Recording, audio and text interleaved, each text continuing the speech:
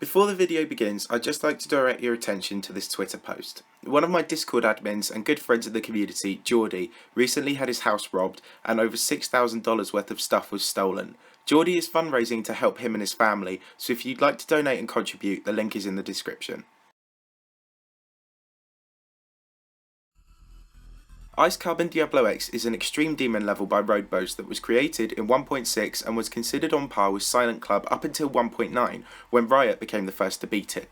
Since then, it has been a cornerstone in extreme demons and community folklore and is well known by many to have shaped a huge portion of the community in the way it is today, be it through the early origins of straight flying it holds, or thanks to the sub and popularity boosts it gave to its early victors, who then went on to do great things as a result.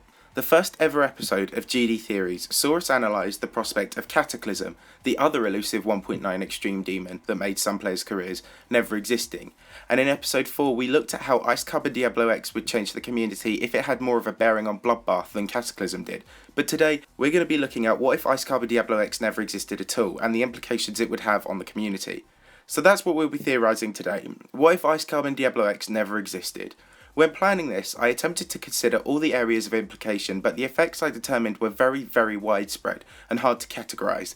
But I have put it into a relatively coherent order to give you all a clearer picture of what life would be like without this extreme demon. The large majority of knock-on effects in this episode are from specific players not getting the chance to beat the level, so before we dive into that section, we're going to be taking a quick look at non-player factors. The first thing to consider is Roadbose's popularity. Roadbose was a well-known Korean creator with a few featured levels, but it stands to reason that he'd be far less popular without Ice Carbon Diablo X, as Ice Carbon Diablo X is what got him attention from the Western community. Ice Carbon's Zust would have been his biggest achievement most likely, and he would have been much less well known as a creator, particularly in Western and English speaking communities. The next thing to consider is that if Ice Carbon Diablo X was never created, Alphabet X would have been top of Frestanotch's early 1.9 hardest demons list, as Cataclysm was being vastly underrated at the time. As a result, when Zobros beat the level, he would have been beating the number 1 demon rather than the number 2 demon. This victory would have received far more attention as it would have been considered the hardest demon beaten in the history of the game, and it may even have been comparable to Cyclic's Cataclysm victory magnitude for Zobros. Therefore, it stands to reason that Zobros would have received way more attention and would have benefited hugely from the views and subscriber increases as a result. Eventually, Cataclysm would have been moved above Alphabet X, but it would have definitely had a place in the sun, as would have Zobros. Now we've covered the non-player factors, let's take a look at the implications of Ice Carbon Diablo X not existing as a result of players not beating it. Obviously, our main man here is Riot, but we will quickly cover 2 other third parties as well. The first player to talk about is Andromeda. Andromeda allegedly beat Ice Carbon Diablo X just a day after Riot, and his video got way more attention, clocking over 300,000 views.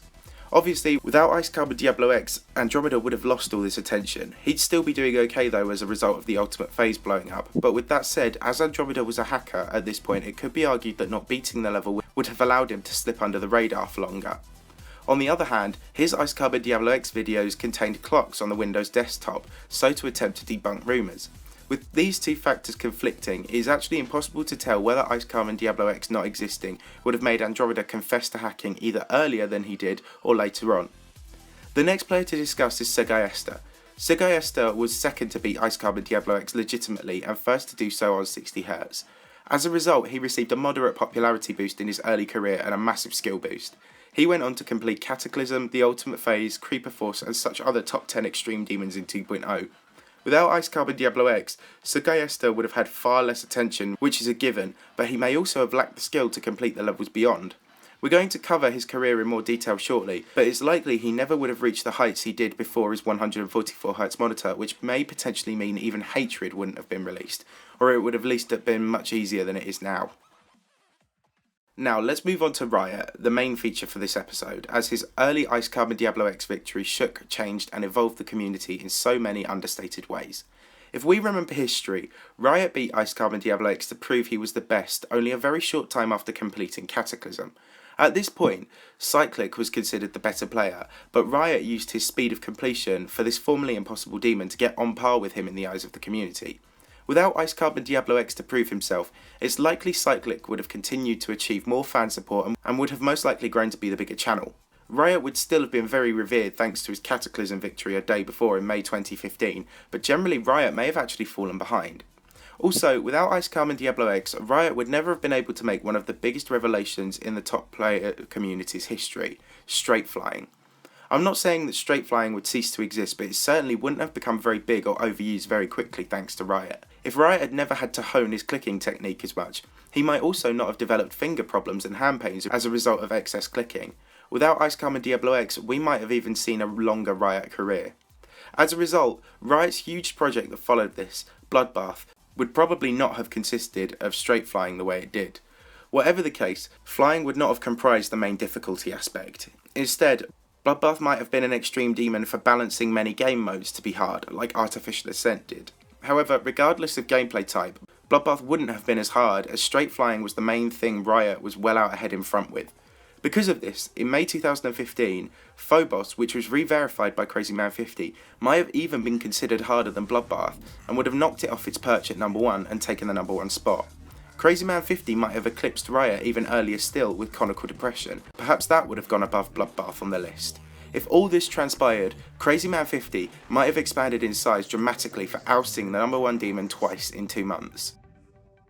With Bloodbath lacking the 144Hz oriented straight flying that was born from Ice Carbon Diablo X, it would have been easier and more assailable.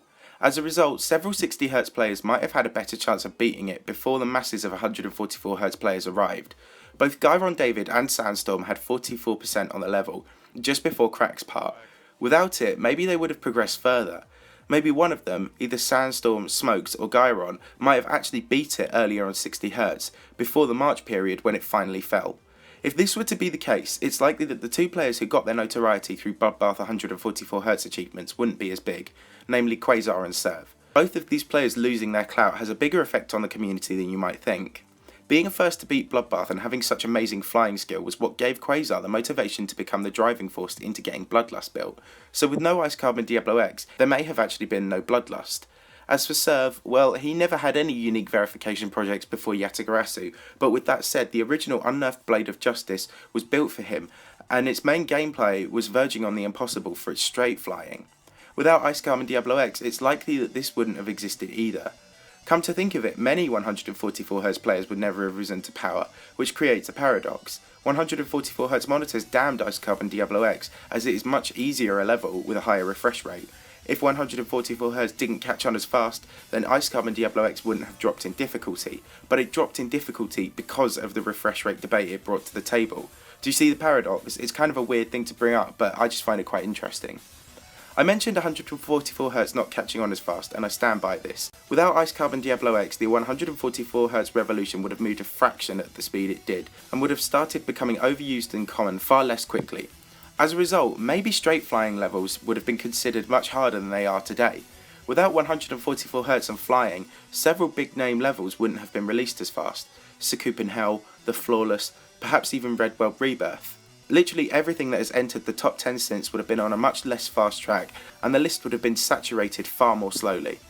As well as levels progressing slower, players might have too. There are several players who bought 144Hz monitors for GD who probably wouldn't have done so without Ice Carbon Diablo X. Guitar Hero Styles, Sagai Esther, even Crazy himself. And Crazy's biggest achievement on 144Hz so far was verifying Black Blizzard.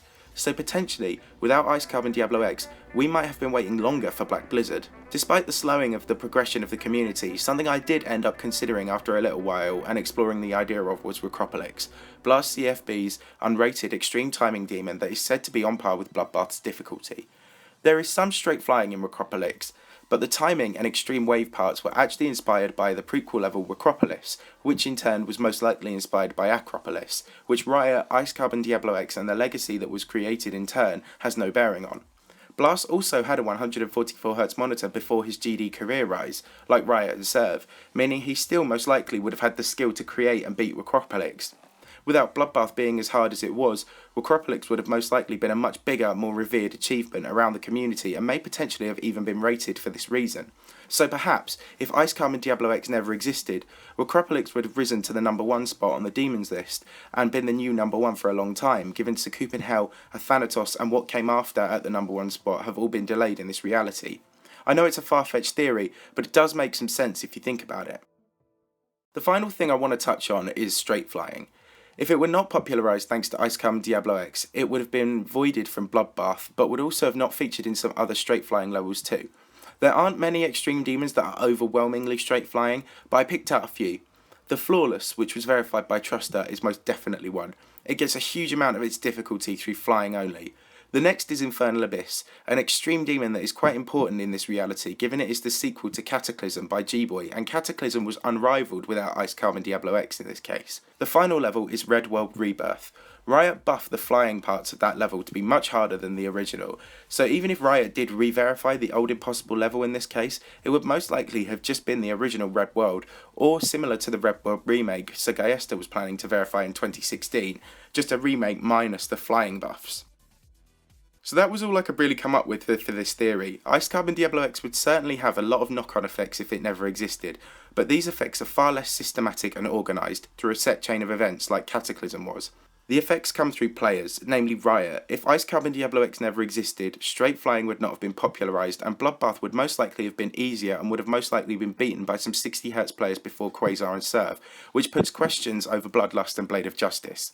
As a result, Crazy Man 50 would have probably overtaken Riot in achievement for a brief period, and several 60Hz players would not have transitioned into 144Hz. The 144Hz revolution would have taken a lot longer, slowing the progression of GD, which led to Cataclysm and Carbon Diablo X being thrown out of the top 50 exponentially. In this reality, straight flying would have probably been a much less established game mode, and potentially Necropolix would have become the #1 demon for a fair amount of time.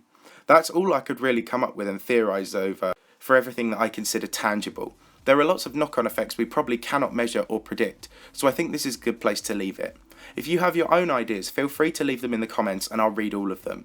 I thank you very much for watching and I hope you did enjoy the video. If you did, please smash that like button, and if you're new around here, if you could consider subscribing, then I'd really appreciate it. Thanks a lot guys, I'll see you all soon.